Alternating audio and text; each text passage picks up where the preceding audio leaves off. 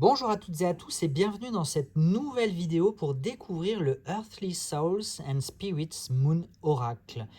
Un nom un peu compliqué, j'en conviens, mais un oracle de Terry Foss, pardon, un oracle mass market édité par US Games. Alors voilà, on a bien les éditions US Games.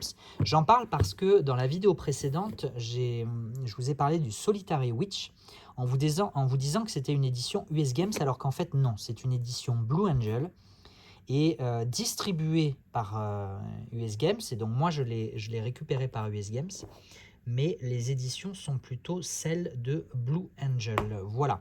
Et donc dans la vidéo précédente, je vous parlais de ce jeu-là, qui est également tout à fait en rapport avec la saison qui s'en vient. Donc autant partir à sa découverte. Voilà. On a une jolie boîte. On peut remarquer déjà que le jeu a une taille plutôt une taille de jeu de tarot standard. Alors, on est quand même un petit peu plus, hein, parce que là, je vous ai pris un jeu. Voilà, donc on a une taille quand même un tout petit peu plus large et surtout plus haute. Mais on n'est pas sur une taille de oracle. Les tailles oracle, attendez que je vous récupère une autre carte. Les tailles oracle, elles ont généralement plutôt cette taille et cette forme-là. Donc là, on est quand même sur un format beaucoup plus fin. Donc qui tient mieux en main. C'est plutôt intelligent, je trouve, de la part de US Games d'avoir fait un oracle de cette taille-là, avec une jolie boîte en dur qui s'ouvre. Alors, il n'y a pas d'encoche, mais il y a cette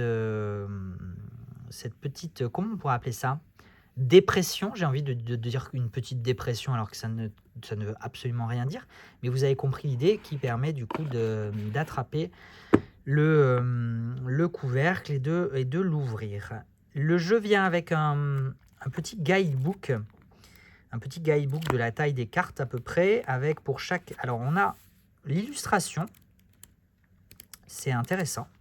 On a l'illustration de la carte, on a une citation, on a le nom de la carte, des mots-clés, un descriptif et une intention si on veut pratiquer avec des intentions. Voilà, donc plutôt un joli guidebook avec alors une toute petite page de présentation, une double page de présentation.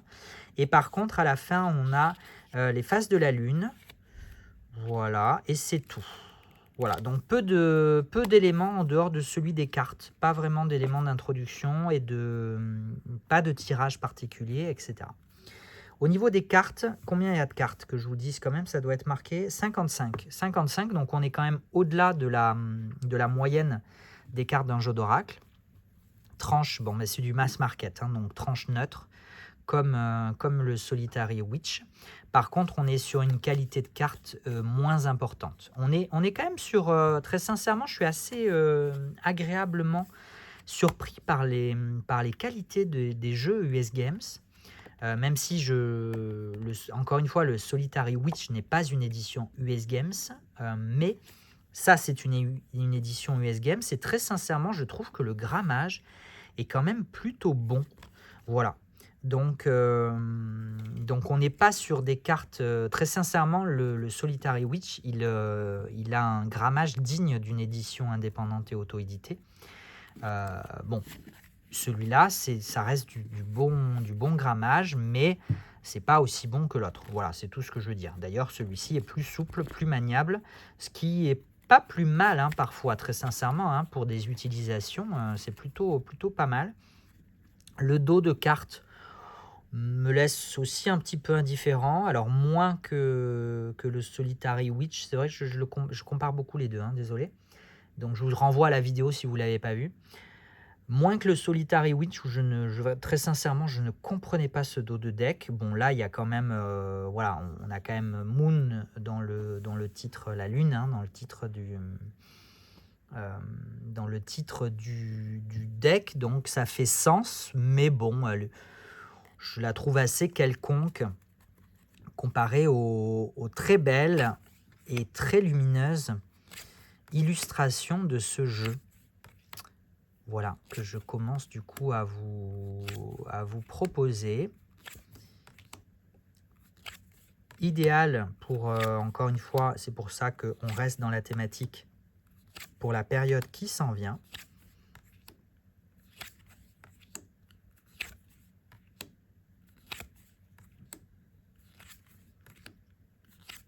J'ai fait je vais quand même en parler parce que j'ai fait une longue introduction sur le mass market et la disponibilité sur Amazon dans le Solitary Witch, donc je ne vais pas recommencer, mais effectivement, c'est un jeu que vous pouvez trouver quand même assez facilement, assez largement.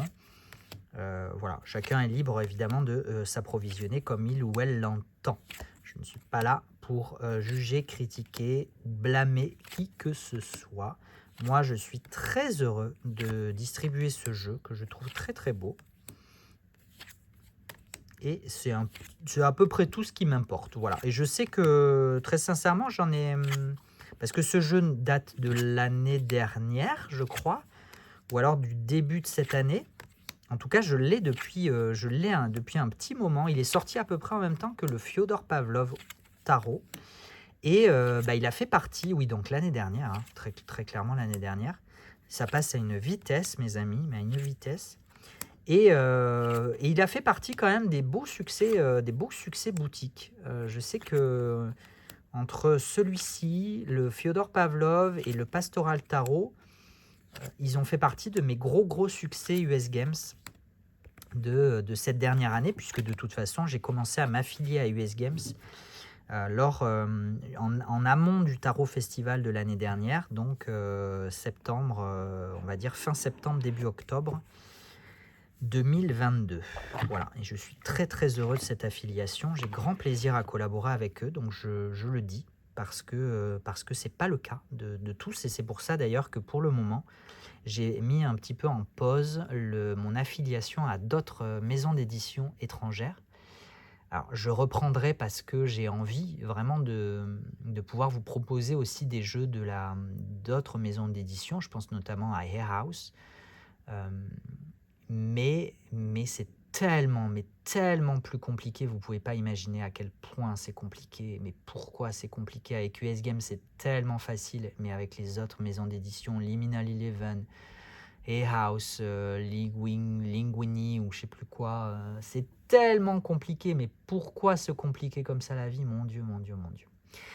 Donc je vous avoue que je me suis concentré sur d'autres priorités, à savoir les jeux indépendants et auto-édités, et il y a largement de quoi faire. Voilà, c'était pour la petite conclusion. Écoutez, j'espère que vous avez redécouvert ce jeu. Ça vous a peut-être donné envie de vous le procurer, ou ça vous a donné envie de le ressortir des placards. Sachez que si je suis en rupture, ce n'est que temporaire, que j'attends une livraison US Games pour le Tarot Festival. J'avoue que je ne suis pas sûr de l'avoir à temps. Mais dans tous les cas, ce jeu sera de retour au plus tard fin septembre, début octobre, parce que c'est un jeu parfait pour la période d'Halloween. Écoutez, je vais m'empresser d'aller vous tourner d'autres vidéos. N'hésitez pas comme d'habitude à liker, commenter, partager. Je ne sais pas si je l'ai déjà dit. Si je l'ai déjà dit, je suis désolé. Et du coup, je vais le redire une troisième fois si je l'ai déjà dit une deuxième fois. Mais si je ne l'ai pas dit une première fois, ça veut dire que du coup, je ne le dirai qu'une deuxième fois. Mais n'hésitez pas à liker, partager, commenter.